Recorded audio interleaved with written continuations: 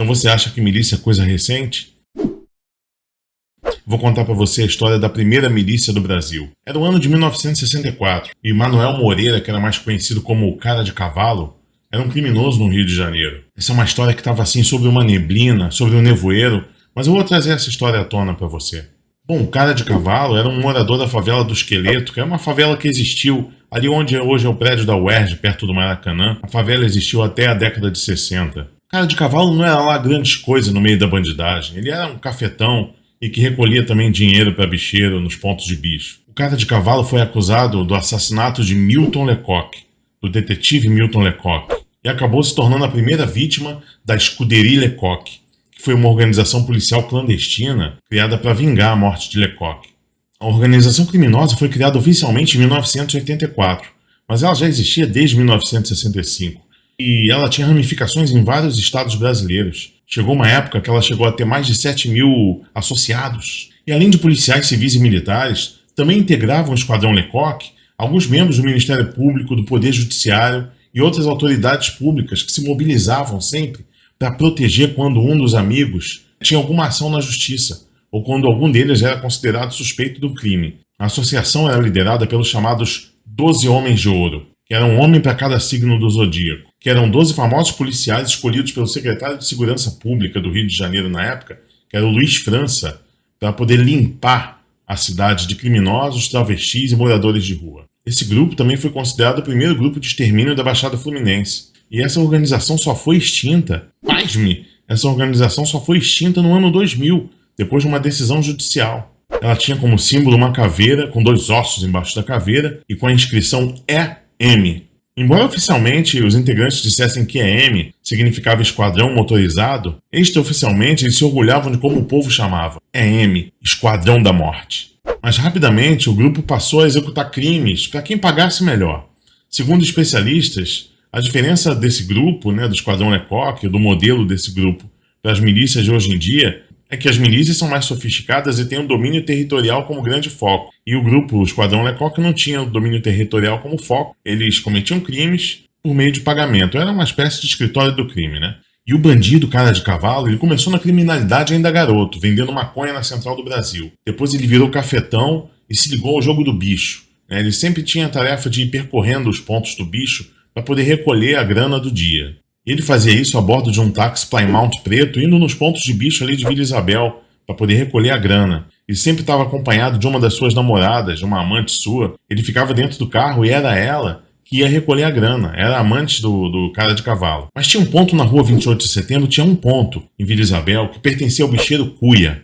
E esse ponto o Cara de Cavalo sempre assaltava. Ele chegava nesse ponto de bicho, assaltava o cara e levava o dinheiro para ele.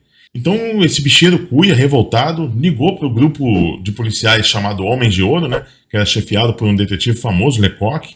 O Lecoq era primo do brigadeiro Eduardo Gomes, e o Lecoq tinha integrado também a guarda pessoal de Getúlio Vargas, cara. Será que ele foi o homem que matou Getúlio Vargas? Daquele livro do Jô Soares? Desde que o jogo do bicho foi proibido em 1941, os bicheiros, que eram controladores dos pontos, eles passaram a se organizaram em uma cúpula, e eles mantinham o controle do Estado, através de pagamento de propina, de financiamento de projetos e campanhas com o governo, com a justiça, com a polícia. É uma verdadeira máfia. Ainda é hoje, Então esse bicheiro ligou e lá foi a polícia resolver o problema dele. Em 27 de agosto de 1964, o detetive Lecoq, acompanhado dos colegas Jacaré, Cartola e Hélio Vígio, armou o cerco contra o Cara de Cavalo.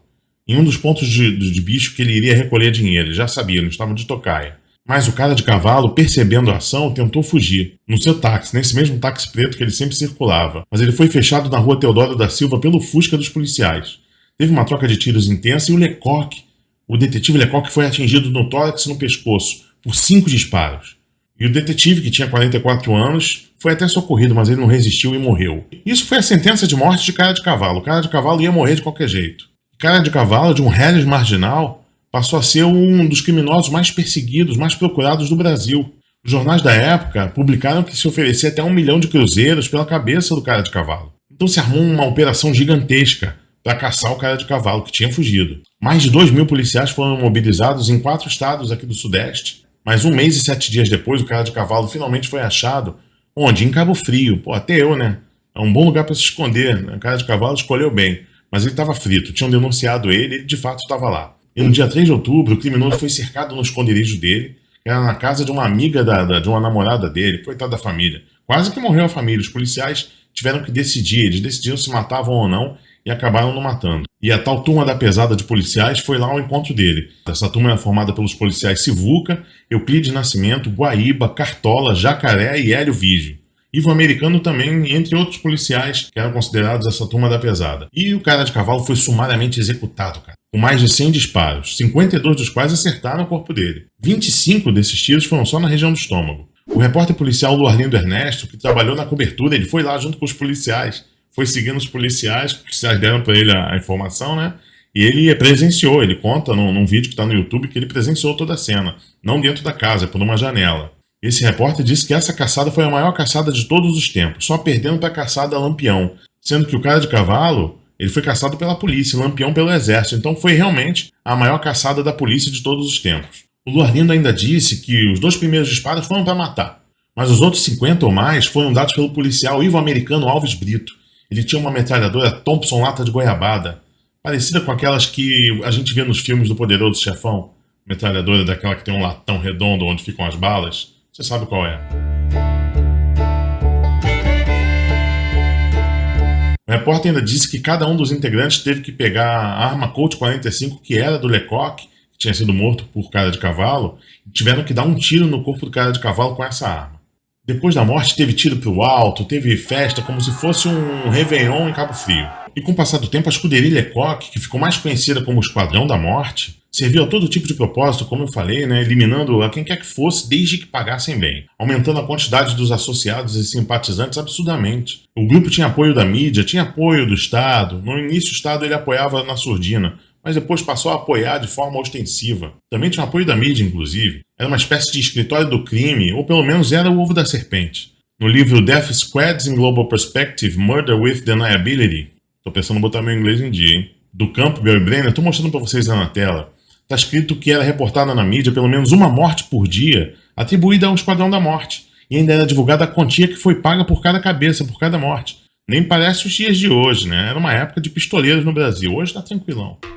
Mas esse livro é muito caro e você pode achar uma dissertação do Frederico Cícero Pereira, que eu vou colocar aí na tela para vocês, que conta um pouco da história dos Esquadrões da Morte, do Esquadrão da Morte do Rio de Janeiro, e muitas outras histórias que envolvem o mesmo tema. Eu só fiz aqui um resuminho preguiçoso. Vai lá na dissertação dele que você vai conseguir se aprofundar no assunto. Agora me diz uma coisa, e aí no teu estado? Aqui é Rio de Janeiro, eu tô no Rio de Janeiro. No teu estado teve Esquadrão da Morte? Você se lembra de alguma coisa ali na década de 60, de 70? Meus pais falam que eles tinham medo do caramba. Todo mundo tinha medo do tal Esquadrão da Morte, EM, Esquadrão Motorizado. Tá bom. Bom, essa foi mais uma história desse nosso faroeste, desse nosso dia a dia, do faroeste brasileiro.